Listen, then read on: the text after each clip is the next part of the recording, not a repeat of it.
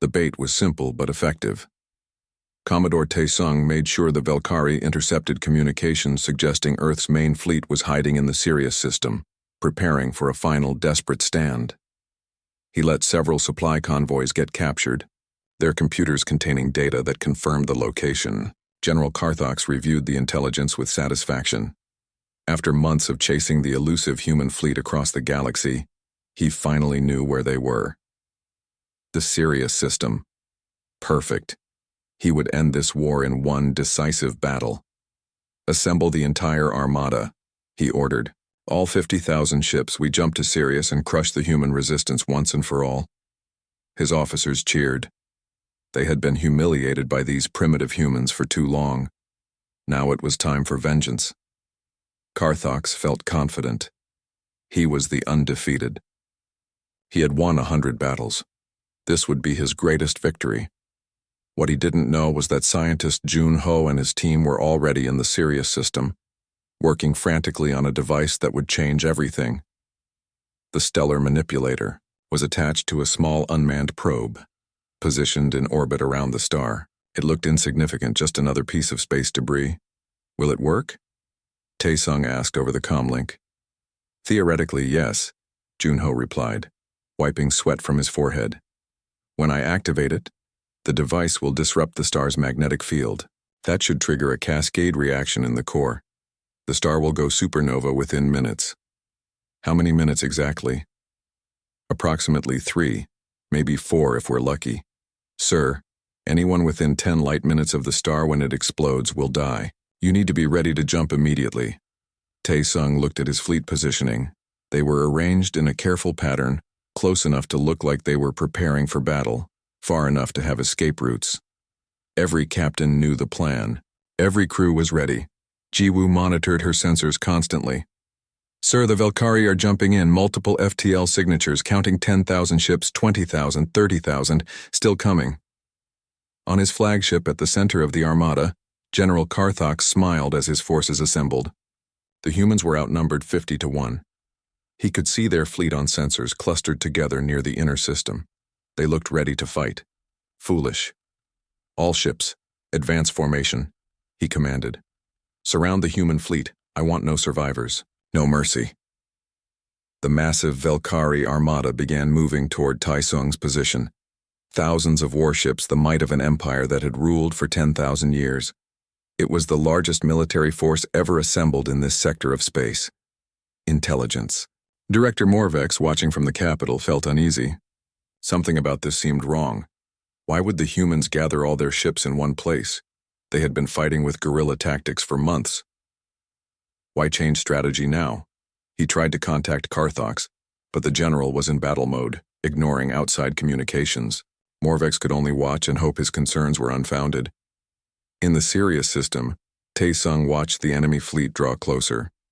His hands were steady, but his heart was racing. Everything depended on timing. Too early and the Valkyrie might escape. Too late and the human fleet would be caught in the blast. Distance, he asked quietly. Enemy fleet is within the critical radius, Jiwoo reported. All 50,000 ships are in the kill zone. Sir, we should activate now. Taesung took a deep breath. He thought about Donghyun's sacrifice, about the millions who had died defending Earth, about the billions more who would die if he failed. Junho, activate the device, he ordered. Activating now, the scientist replied. The probe orbiting. Sirius released a powerful electromagnetic pulse directly into the star's photosphere. For a moment, nothing seemed to happen. Then the star's surface began to ripple. Deep in the core, magnetic fields twisted and broke. Fusion reactions accelerated beyond normal levels. Carthox's sensors detected the anomaly immediately.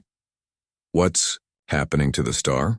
Unknown, sir, his science officer replied, panic creeping into his voice. The star is becoming unstable.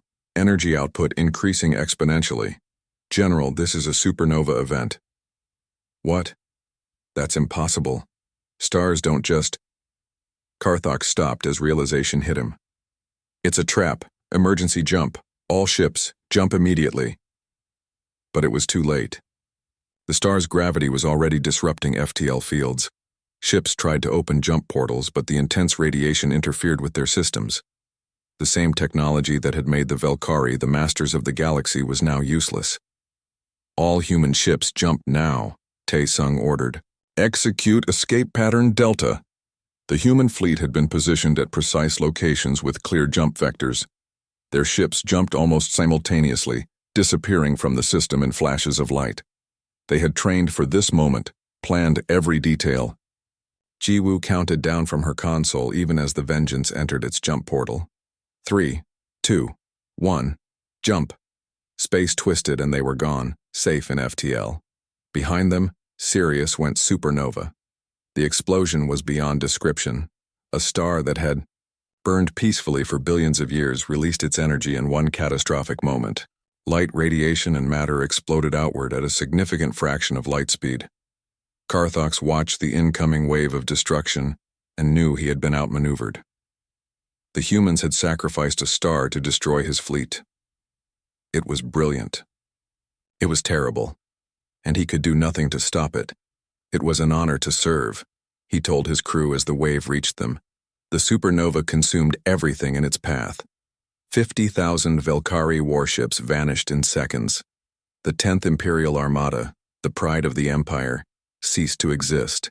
Only a few thousand ships at the extreme edges of the formation managed to jump away in time. On the Velkhari capital, the news arrived like a physical blow. Empress Valshara sat motionless on her throne as the reports came in. 50,000 ships. Gone. Karthok the undefeated. Dead. The Empire's military power reduced by 3/4 in a single moment. Treasury Minister Sorvak approached carefully. Your Majesty, we cannot continue this war. We've lost too much. The economy is collapsing. Vassal species are rebelling across the Empire. If we keep fighting, the Empire itself will fall. Councillor Thavril added his voice. We must negotiate peace. The humans have proven they cannot be conquered. Further conflict will only destroy us. But War Archon Gravnok refused to accept defeat. No, we must fight, we must— Enough, Valshara said quietly. The chamber fell silent. The Empress looked old suddenly, tired. Intelligence Director Morvex, be honest with me. Can we win this war? Morvex met her eyes. No, Your Majesty, we cannot. The humans fight in ways we never anticipated. They adapt, they innovate, they refuse to surrender. And now they've inspired half our vassal species to rebel. If we continue, we'll lose everything. Valshara made her decision. Open a communication channel to Earth. I will speak with their leader personally. President Yuna received the call in her office. When Empress Valshara's image appeared on screen, the two leaders studied each other carefully. President Yuna, Valshara began, I am prepared to discuss terms of peace. Unconditional surrender? Yuna asked. No. Negotiated peace. The Empire recognizes Earth and all coalition species as sovereign. We establish borders.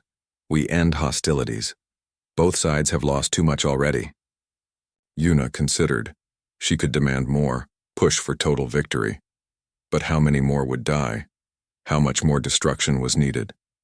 I'll agree to negotiations, she said. But there must be justice.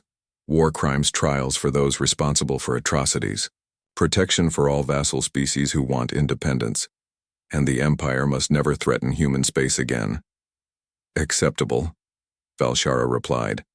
Let us end this war. 3 years later, Commodore Tae-sung, now promoted to Admiral, stood on New Haven Station, the new headquarters of the Coalition Defense Fleet. The war was over. The Treaty of New Haven had been signed. The galaxy was at peace. Ji-woo stood beside him, now Earth's ambassador to the Velkhari Empire. Do you think it will last? She asked. The peace? Maybe. Maybe not. Tae-sung looked at the stars. But we proved something important.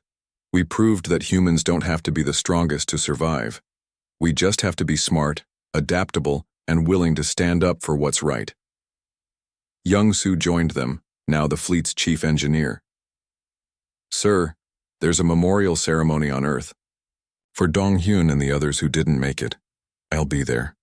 Taesung promised. He thought about his old friend, about the sacrifice that had helped save Earth. Make sure his daughter knows. Haewon deserves to understand what her father did. At the memorial on Earth, millions gathered to remember the fallen. Haewon, now a young officer in the fleet herself, placed flowers at her father's name on the wall. Taesung found her there. He was brave, Taesung told her.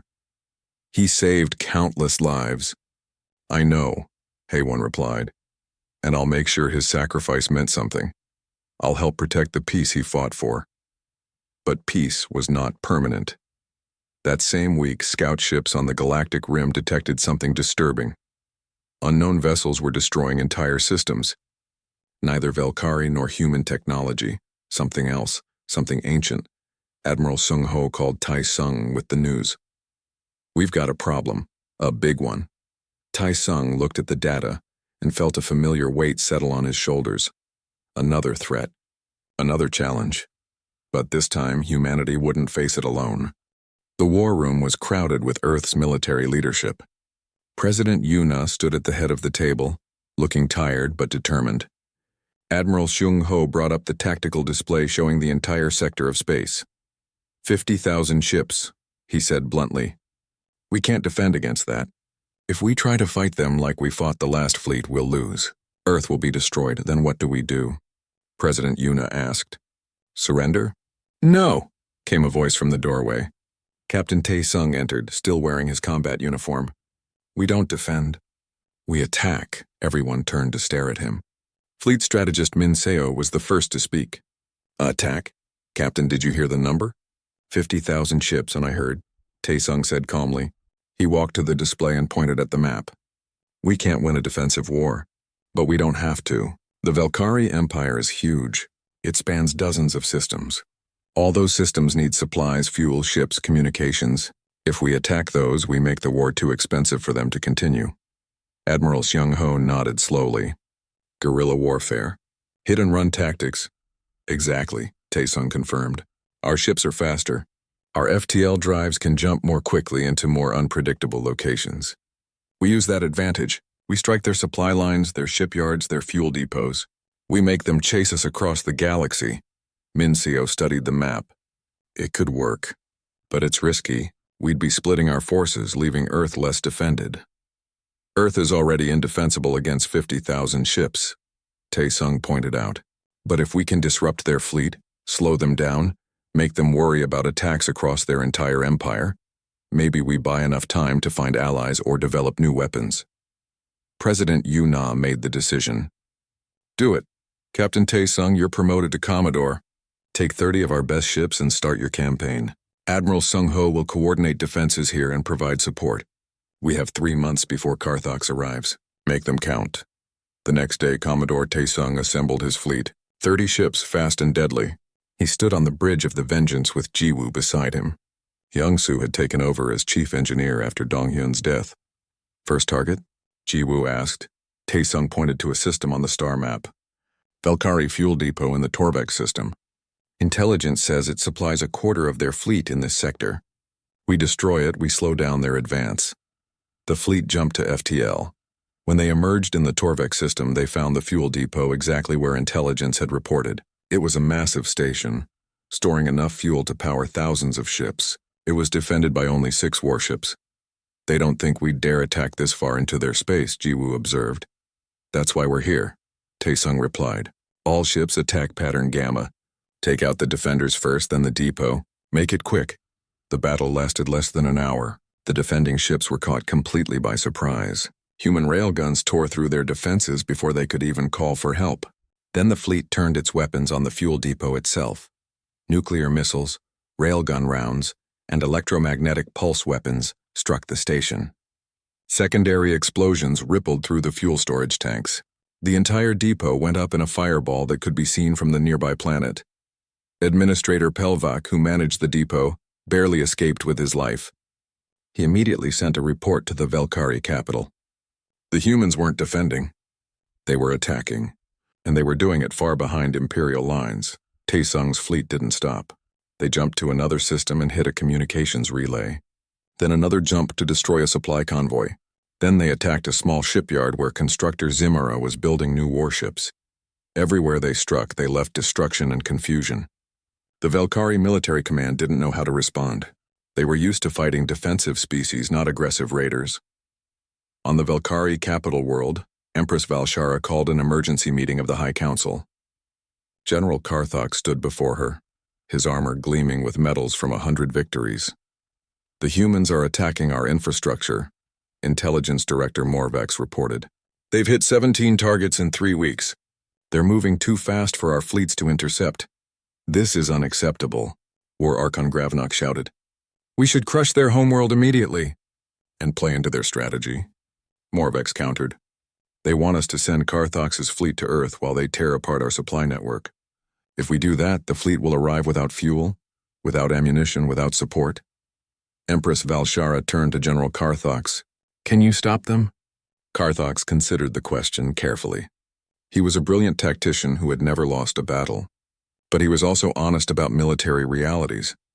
Not if they continue this strategy, he admitted. They refuse to fight on our terms. They hit and run. By the time we send ships to intercept, they're already gone. I need time to adapt, to develop new tactics. Time we don't have. Treasury Minister Sorvak spoke up. Your Majesty, this war is costing us enormous resources. The fuel depot alone was worth billions. The shipyard was producing 50 vessels a month. If this continues, we'll face economic problems. Then what do you suggest? Valshara demanded. Before anyone could answer, another report came in. The humans had just attacked a military research station, stealing data on Velkari technology. And they had done it with help from the Torvan, one of the Empire's vassal species. Your Majesty, Morvex said gravely, the situation is worse than we thought. The Torvan are rebelling. They were inspired by humanity's resistance. They've contacted Earth offering alliance. What? Valshara stood from her throne. How many other species are considering rebellion? At least a dozen have shown signs of unrest, Morvex replied. Your Majesty, we're not just fighting humans anymore. We're fighting the idea of resistance. Every victory they achieve inspires others to question imperial authority. Across the galaxy, in a neutral space station, Commodore Tae-sung met with Zelmoth, leader of the Torvan Rebellion. The Torvan were a reptilian species enslaved by the Velkari for 2,000 years. We want our freedom, Zelmoth said. We've seen what humans can do. You're not stronger than the Velkari, but you fight anyway. You win anyway. You give us hope. Tae-sung nodded. We'll help you, but we need information. Intel on Velkari fleet movements, supply routes, weaknesses. You'll have it, Zelmoth promised. And we're not alone. Other species want to join. The Belvak, the Shindari, even some Velkari themselves who are tired of their empire's cruelty. Jiwoo leaned forward. A coalition. All the species who want freedom working together. Exactly, Zelmoth said. The Free Species Coalition. With Earth leading the way. Word of the coalition spread quickly. Within weeks, a dozen species had joined. They provided intelligence, supplies, and some even sent ships to fight alongside the human fleet. The Velkari Empire found itself fighting on multiple fronts. Rebellions broke out on colony worlds. Supply lines were constantly under attack. The mighty imperial military, designed to conquer and occupy, struggled against an enemy that refused to stand still. Meanwhile, Jiwoo spent her nights studying every battle report, every piece of intelligence they received. She was looking for something specific, a way to end the war, not through endless fighting, but through one decisive blow. Late one night, she called Tae-sung to her station. Sir, I think I found it. A way to stop Karthok's fleet. Tae-sung looked at her display. Explain. General Karthok is assembling his 50,000 ships at a staging area in the Sirius system, Jiwoo said. He's waiting for supplies and reinforcements before moving to Earth. But what if Sirius wasn't there anymore? You want to destroy a star? Tae-sung asked incredulously. Not destroy. Trigger. Force it to go supernova early. Jiwoo pulled up scientific data. Earth scientist Jun Ho has been working on stellar manipulation technology. It's experimental but theoretically possible. If we could get close enough to Sirius, we could destabilize it, make it go supernova. With Karthok's fleet in the system, exactly, we'd wipe out his entire armada in one strike. The Velkari would lose their greatest general and their largest fleet. It might be enough to force them to negotiate peace. Tai Sung studied the plan. It was dangerous. It was insane, but it might work. How do we lure him into position? He asked. Jiwoo smiled. We let him think he's found us. We make him believe Earth's entire fleet is hiding in the Sirius system. When he attacks with his full force, we trigger the star. And how do we survive the supernova ourselves? We position our ships at precise jump points, far enough from the star but close enough to make it look convincing. When the star goes critical, we have maybe 3 minutes to jump out. It'll be close. Tae-sung looked at his tactical officer. She had grown so much since their first battle, from a worried officer concerned about killing to a brilliant strategist willing to make hard choices. Prepare the plan, he said. Get Junho's team working on the stellar trigger. Coordinate with the coalition. And Jiwoo? Make sure the escape routes are perfect. I don't want to lose anyone else. Yes, sir, Jiwoo replied. The trap was set. Now they just needed Carthox to take the bait. The first asteroid struck a Valkyrie battleship before anyone could react. The rock was the size of a small building, accelerated to a fraction of light speed by hidden engines. It hit the ship's side like a hammer striking glass. The battleship's shields flared bright blue, then simply failed. The asteroid punched through the hull, through internal compartments, through the reactor core. The ship exploded in a ball of fire that lit up the darkness of space. What was that? Thexal shouted. Where did it come from? Unknown, sir. Wait. Sensors are detecting multiple objects accelerating toward us. They're asteroids. Hundreds of them. Across the Valkyrie fleet, more asteroids found their targets. These weren't natural rocks drifting through space. These were weapons. Guided missiles made from millions of tons of stone and ice, each one moving fast enough to destroy anything it hit. Evasive maneuvers, Thexal ordered. All ships scatter formation. But it was too late. The asteroids had been positioned perfectly, calculated to hit where the Valkyrie fleet would be. 20 ships died in the first 5 minutes, then 30, then 40. Sir, the defense platforms are activating, another officer called out. Thousands of them. They're launching missiles. Hidden throughout the asteroid belt and the outer planets, automated platforms came to life. Each platform was simple: a reactor, a targeting computer, and a payload of nuclear missiles. They weren't elegant. They weren't sophisticated. They were just deadly. Missiles streaked through space by the thousands. The Valkyrie point defense systems tried to shoot them down, but there were too many. Nuclear fire blossomed across the fleet. Ships that survived the asteroid barrage found themselves under missile attack. Thexal watched in horror as his fleet was torn apart. This wasn't a battle. This was a slaughter. The humans had turned their entire solar system into a weapon. All ships emergency jump, he ordered. Get us out of here. We can't, sir. The humans are jamming FTL frequencies.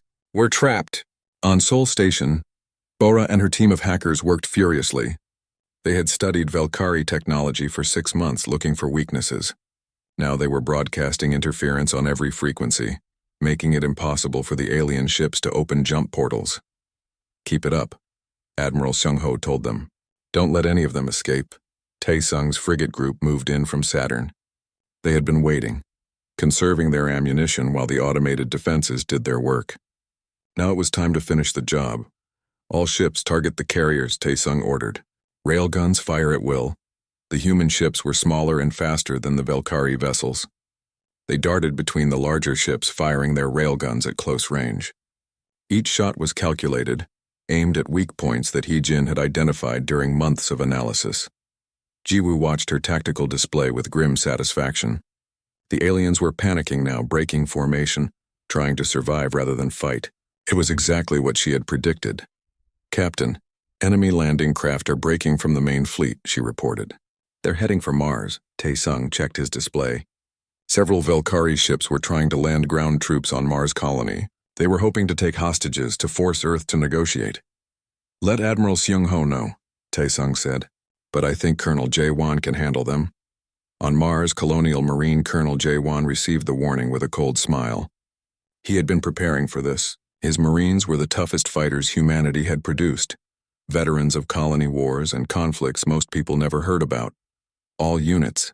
Enemy landing in Sector 7, he broadcast. Time to show these aliens what Marines can do. The Valkyrie landing craft touched down in the red dust of Mars. War Master Grelkor led his warriors out, confident in their superior strength and training. Velkhari warriors were genetically engineered for combat, stronger and faster than most species, but they had never fought humans. The first squad of Velkhari advanced toward the colony dome. They didn't see the buried mines until it was too late. Explosions tore through their ranks. Those who survived found themselves under fire from multiple directions. Colonel J. Wan's Marines used the terrain, used cover, used every dirty trick they knew. They didn't try to match the aliens in strength. They used explosives, traps, and concentrated fire. When they ran out of ammunition, they used knives and improvised weapons. Grelkor realized with growing horror that humans didn't fight like civilized species. They didn't line up for honorable combat. They attacked from hiding. They set traps. They used weapons the Velkhari considered barbaric, and they never retreated. Even wounded Marines kept fighting. Even outnumbered, they held their ground. It was unnatural. It was terrifying. Fall back to the ships, Grelkor ordered. This planet is cursed. But falling back meant exposing their backs to human fire. Half his warriors died in the retreat. Grelkor's landing force had numbered 500. Only 80 made it back to the ships. In space, the battle continued. The Velkhari fleet was down to less than half its original strength. Thexal knew he had lost. The question now was whether he could save any ships at all. Sir, one of the human ships is making a direct approach, his tactical officer warned. It's the Indomitable. The ship from the first battle. Thexal looked at his screen. The small human ship was headed straight for his flagship, firing its railguns continuously, but his shields were holding. The Indomitable was taking damage from his defensive weapons. Why would they attack so recklessly? Thexal wondered. On the Indomitable, Donghyun worked alone in the engine room. The rest of the crew had evacuated in escape pods on Taesung's orders. But someone needed to stay to manually override the reactor safeties. Donghyun, get out of there! Taesung's voice came over the comm. That's an order. Sorry, Captain, Donghyun replied calmly. But someone needs to make sure this works. Tell my daughter I fought well. Tell her I helped save Earth.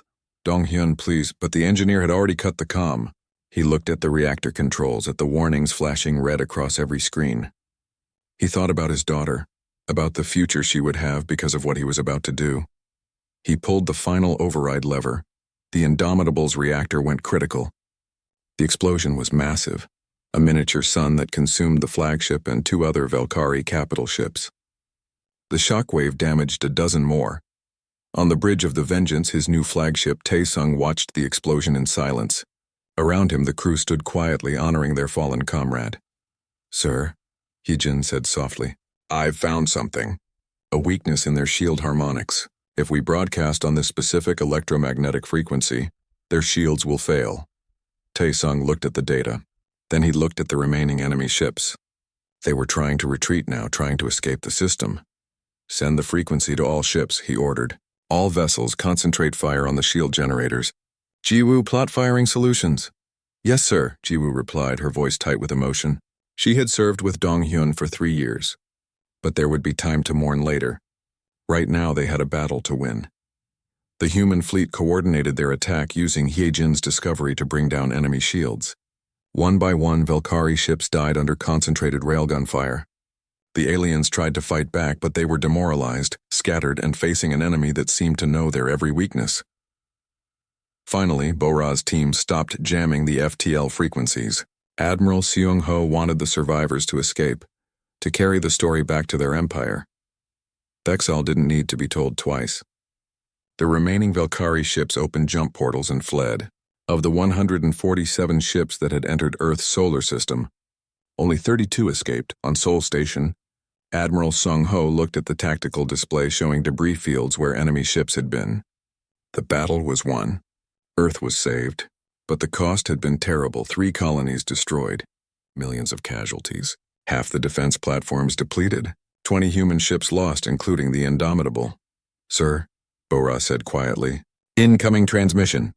It's from the Velkhari homeworld. It's marked as priority urgent. Put it through, Seung-ho ordered. The screen showed Empress Valshara herself. Her 4 eyes were cold with fury. You have made a grave mistake, humans, she said. You have humiliated the Velkhari Empire. You have destroyed an Imperial fleet. For this you will pay. I am sending the 10th Imperial Armada. 50,000 ships commanded by General Carthox the Undefeated. He has never lost a battle. He will reduce your planet to ash. You have 3 months to evacuate your civilians. It is the only mercy you will receive. The transmission ended. The command center fell silent. 50,000 ships. The number was almost incomprehensible. Admiral Sung-ho looked at his officers, saw the fear in their faces. He understood it. He felt it too, but he also felt something else: pride, determination. Send a message to all colonies, all stations, all ships, he said. We won today. We proved that humans can fight and win against impossible odds. But the real war is just beginning. We need to prepare. We need to get ready. And we need to find a way to beat 50,000 ships. He paused, then added, Contact Captain Tae-sung. Tell him to report to headquarters immediately. I have a plan. It's crazy. It's dangerous. But it might be our only chance. The news reached the Velkari Imperial Palace within hours. Empress Valshara sat on her crystalline throne, listening to the report with growing disbelief. Around her, the High Council whispered among themselves, their voices echoing in the vast chamber. 3 cruisers. She repeated slowly. Destroyed by 1 small ship? Fleet Commander Thexal appeared on the holographic display, his 4 eyes downcast. Yes, Your Majesty. The humans used kinetic weapons, solid projectiles moving at extreme velocity. Our shields were not designed for such primitive attacks. Primitive? Intelligence Director Morvek stepped forward. He was older than most council members, his purple skin marked with age spots. Your Majesty, perhaps we should reconsider that assessment. A weapon is only primitive if it doesn't work. These weapons worked very well. Silence, Valshara commanded. Commander Thexal, you will assemble a proper invasion fleet. 50 ships should be more than enough to crush these humans and take their world. We cannot allow this insult to stand. At once, Your Majesty, Thexal said, bowing before his image disappeared. But Morvex remained standing, his expression troubled. He had been intelligence director for 200 years. He had seen the Empire conquer dozens of species. Something about these humans worried him deeply. On Earth, the Indomitable entered orbit to a hero's welcome. But Captain Tae-sung didn't feel like celebrating. He went straight to military headquarters where Admiral Seung-ho and President Yuna were waiting. How long do we have? President Yuna asked immediately. She was a former military commander herself, known for her direct approach. 6 months, maybe less, Tae-sung replied. They'll send more ships this time. A lot more. Admiral Sung-ho pulled up a star map. Then we use every second. We start building. Every shipyard, every factory, every resource we have goes to war production. What do we build? Yuna asked. We can't match their numbers. Tae-sung thought about the battle, about how the aliens had reacted to human weapons. We build what they don't expect. They've been fighting the same way for thousands of years. Energy weapons, shields, elegant tactics. They think our weapons are primitive. We need to show them that primitive can be deadly. Over the next 6 months, Earth transformed. Every nation united under a single purpose: survival. Factories ran day and night. Shipyards in orbit worked without stopping. The entire outer solar system became a military zone. Dong-hyun led a team of thousands designing and building weapons. They created railguns bigger than any ship. They modified asteroids with engines and guidance systems, turning them into massive missiles. They built thousands of automated defense platforms, each loaded with nuclear weapons and hidden in the asteroid belt. Ji Woo worked with the military command, planning defensive strategies. She studied every piece of data they had on the Velkari, looking for weaknesses. She spent long nights reviewing the first battle.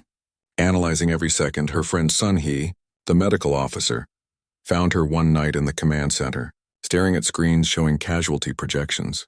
You need to sleep, Sun-hee said gently. How can I sleep? Ji Woo asked. In that first battle I killed thousands. I pressed the button that launched those missiles. Those were living beings. Sun-hee sat beside her. Living beings who wanted to enslave our entire species. You saved humanity, Ji Woo. Don't forget that, but what if we're wrong? What if there was another way? Maybe there was, Sun-hee admitted. But they didn't give us a choice. They demanded surrender. You know what happens to conquered species in their empire? I've read the reports. Slavery, resource extraction, sometimes genocide. You did what you had to do. Captain Tae-sung met with his old mentor, Admiral Chol-soo, in a quiet bar in Seoul. Chol-soo was retired now, but he had fought in Earth's worst wars. He had seen humanity at its darkest and its strongest. "You're troubled," Chulsu observed, sipping his drink. "We're about to fight a war we can't win," Taesung said. "They have thousands of ships. We have dozens." "Then don't fight their war," Chulsu replied. "Fight your war. Humans have never been the strongest or the fastest, but we're smart. We adapt, we survive. You know what our ancestors did when they faced mammoths? They didn't try to be bigger than the mammoth. They dug pits, they used spears, they worked together. They won because they thought differently." Taesung nodded slowly. "Fight dirty. Fight smart," Chulsu corrected. "There's a difference. Dirty is about being cruel. Smart is about using every advantage you have. The Velkari think they know how war works. Show them they're wrong." 6 months passed. The outer solar system was ready. Defense platforms waited in silence. Railgun batteries orbited every major colony. The new Earth fleet, 47 ships strong, held position near Jupiter. Admiral Seung-ho commanded from Seoul Station, a massive orbital fortress above Earth. It was protected by layers of shields, armor, and enough weapons to destroy a small moon. If the Velkari wanted Earth, they would have to go through him first. On the bridge of Seoul Station, alarms suddenly blared. Sensor operator Bora called out, "Admiral. Multiple FTL signatures detected. Edge of the solar system. Counting 50 ships. No, wait, more coming through. 100 ships. Still more. Admiral. There are at least 147 enemy vessels." Seung-ho felt his stomach tighten, but his face remained calm. Around him, officers waited for orders. He could see the fear in their eyes. 147 ships against 47. Plus the defense platforms, but still, the odds were terrible. He thought about his children, about his wife, about the billions of people on Earth who were counting on him. He thought about humanity's history, about all the times they had faced extinction and somehow survived. "All ships, this is Admiral Seung-ho," he said, his voice steady and clear. "The enemy has arrived. They outnumber us 3-1. They think this will be easy. They think we'll break and run, but they don't know humans. They don't know that we've spent our entire history fighting against impossible odds. They don't know that we never give up." He paused, looking at the tactical display showing the approaching alien fleet. Commander Thexal was leading them, confident he would crush the humans and redeem himself. "All defense platforms stand by," Seung-ho continued. "All ships hold position. Do not engage until my command. Let them come deeper into the system. Let them think they're winning." Taesung, commanding a group of frigates near Saturn, listened to the Admiral's words. He looked at his crew. Jiwoo at tactical ready, Hyjin at science monitoring the enemy. Dong Hyun had stayed on Earth to oversee weapon production, but his replacement Young-soo was just as capable. "Steady," Taesung told his crew. "Hold steady." The Velkari fleet advanced confidently into the solar system. On his flagship, Thexel smiled. The humans had built some ships, but nothing like the Imperial fleet. This would be over quickly. "Sir, I'm detecting unusual objects throughout the system," one of his officers reported. "Asteroids with strange energy signatures." "Probably mining equipment," Thexal dismissed. "Focus on the human fleet." The Imperial fleet reached the orbit of Neptune, then Uranus. They were headed straight for Earth, and nothing stood in their way. The human ship stayed back, watching, waiting. Why don't they attack? Thexal wondered aloud. Are they cowards? On Seoul Station, Admiral Seung-ho watched the enemy fleet reach the pre-planned position. Every ship, every vessel, right where he wanted them. He took a deep breath and pressed the command button. "All units," he said quietly, "weapons free. Show them what humans do to invaders." Across the solar system, thousands of defense platforms came online. Asteroids that weren't asteroids activated their engines. Hidden railgun batteries locked onto targets. The trap was sprung. The battle for Earth had begun. The stars looked different this far from home. Captain Tae-sung stood on the bridge of the UES Indomitable and watched the view screen with quiet focus. His ship was small compared to the military vessels back on Earth, but it was fast and well armed. This was humanity's first real journey into deep space, and he wanted to make Earth proud. "Captain, I'm picking up something on long-range sensors," said Jiwoo from her station.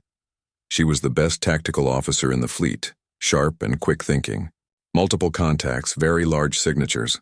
Tae-sung walked over to her console. "How many?" "At least 50 ships, sir. They're in formation. Military formation." Jiwoo's fingers moved across her screen. They're heading straight for us. The bridge went quiet. Every crew member knew what this meant. First contact with an alien species. Dong Hyun, the chief engineer, looked up from his station with wide eyes. Hye Jin, the science officer, immediately began scanning the approaching fleet. "Open a channel," Tae-sung said calmly. "All frequencies. Let them know we come in peace." Ji-woo worked her console. "Channel open, sir. This is Captain Tae-sung of the United Earthship Indomitable. We are explorers from the planet Earth. We mean you no harm and request peaceful communication." They waited. Seconds felt like hours. Then the view screen flickered and an alien face appeared. The creature had smooth purple skin, 4 eyes arranged vertically, and a mouth that seemed too wide. It wore elaborate armor covered in symbols. "I am Fleet Commander Thexel of the Velkari Empire," the alien said. Its voice was translated by the ship's computer into clear English. "You have entered Imperial space without permission. Your species is unknown to us. You will surrender your vessel immediately and submit to Imperial authority." Tae-sung kept his face calm. "We didn't know this space was claimed. We're willing to negotiate and establish diplomatic relations." Thexal made a sound that might have been laughter. "Negotiate? You are primitives in a single small ship. The Velkari Empire has ruled this sector for 10,000 years. We have conquered 1,000 species. You will surrender or be destroyed. You have 1 hour to decide." The screen went dark. Tae-sung turned to his crew. Every eye was on him. "Opinions?" he asked. Hye Jin spoke first. "Captain, I've been analyzing their ships. They're huge, maybe 10 times our size. Their energy signatures suggest powerful weapons and shields. If they attack, we don't stand much chance in a straight fight. If we surrender, we give them everything," Ji-woo added. "Our technology, our location of Earth, everything. That puts our entire species at risk." Dong Hyun nodded. "And if they're this aggressive at first contact, imagine what they'll do once they know where Earth is. They'll probably try to conquer us." Tae-sung looked at the empty view screen. He thought about Earth, about the billions of people who were counting on him to make the right choice. He thought about his daughter back home, about the future of humanity. "We don't surrender," he said finally. "Humanity didn't claw its way to the stars just to kneel to the first bully we meet. Dong Hyun, charge all weapons. Ji-woo, prepare evasive maneuvers. Hye Jin, I need every piece of data you can get on their shields and weapons." "Yes, sir," they all replied. The hour passed quickly. The crew worked in focused silence, preparing for what seemed like an impossible fight. When Thexal appeared on screen again, he looked amused. "Have you made your decision, human?" "We have," Tae-sung said. "We refuse your demand. Leave us in peace or there will be consequences." Thexel's 4 eyes seemed to widen. Then he laughed, a harsh barking sound. "Consequences? From you? I will enjoy crushing your arrogance. I'm sending 3 cruisers to capture your ship. Try not to damage it too badly when you realize resistance is futile." 3 massive ships broke from the alien formation and accelerated toward the Indomitable. They were each 5 times larger than the human vessel, covered in what looked like glowing armor. "They're charging weapons," Ji-woo reported. "Energy weapons, very powerful." "Distance?" Tae-sung asked. 50,000 kilometers and closing. Hold fire. Let them get closer." "Dong Hyun, are the railguns ready?" "Yes, sir. All 6 guns loaded and charged." The alien ships came closer, clearly confident. They weren't even bothering with evasive patterns. Why would they? They were facing a single primitive vessel. 40,000 kilometers, Ji-woo counted down. 30,000. 20,000. "Fire railguns," Tae-sung ordered. "All guns maximum velocity. Then launch nuclear missiles and go evasive." The Indomitable shuddered as 6 railguns fired almost simultaneously. These weren't energy weapons like the aliens used. These were solid metal slugs, each weighing several tons, accelerated to incredible speeds by electromagnetic force. The aliens had never seen anything like them. The first alien cruiser's shields flared as the railgun rounds hit. The shields were designed to stop energy weapons. to absorb heat and radiation. But kinetic energy? Solid mass moving at a significant fraction of light speed? The shields barely slowed the rounds down. Metal punched through the alien hull like paper. Atmosphere vented into space. Internal explosions rippled through the ship as the rounds tore through vital systems. Direct hits on all 3 targets. Jiwoo reported with shock in her voice. The lead ship is breaking apart. Launch missiles, Tae-sung ordered. 12 nuclear-tipped missiles streaked from the Indomitable toward the other 2 cruisers. The aliens tried to shoot them down, but they were still reeling from the railgun attack. Half the missiles got through. Nuclear fire blossomed in the darkness of space. The second cruiser simply vanished in the blast. The third cruiser tried to turn, tried to run, but it was too damaged. Another railgun volley finished it. The entire battle lasted 17 minutes. On the main alien flagship, Thexal stared at his screens in disbelief. 3 cruisers, gone. Destroyed by a single primitive ship using weapons the Velkari had abandoned thousands of years ago as too crude, too barbaric. Sir, the human ship is jumping to faster than light, one of his officers reported. Stop them, Thexal shouted. We can't, sir, they're already gone. A message appeared on Thexal's screen. The human captain's face, calm and cold. Humanity does not kneel, Tae-sung said. If you want war, we'll give you one you'll never forget. Tell your empire that Earth is ready. The message ended. Thexal sat in his command chair staring at the debris field where his 3 ships had been. For the first time in his long military career, he felt something unfamiliar. Fear. Back on the Indomitable, racing toward Earth at faster than light speed, the crew sat in stunned silence. They had won, but they all knew what it meant. How long until they can reach Earth? Tae-sung asked quietly. Heejin checked her calculations. Based on their technology and the distance, maybe 6 months, maybe less. Tae-sung nodded slowly. Then we have 6 months to prepare, to build weapons, ships, defenses, 6 months to get ready for war. Jiwoo looked at her captain. Do you think we can win? Tae-sung thought about the alien fleet, about the thousands of ships they commanded, about their 10,000 years of conquest. Then he thought about humanity, about their history of surviving against impossible odds. We'll find a way, he said. We always do. The Indomitable continued its journey home, carrying news that would change humanity forever. Behind them, in the darkness of space, an empire that had never known defeat began to mobilize for war. The age of human innocence was over. The age of human resistance had begun.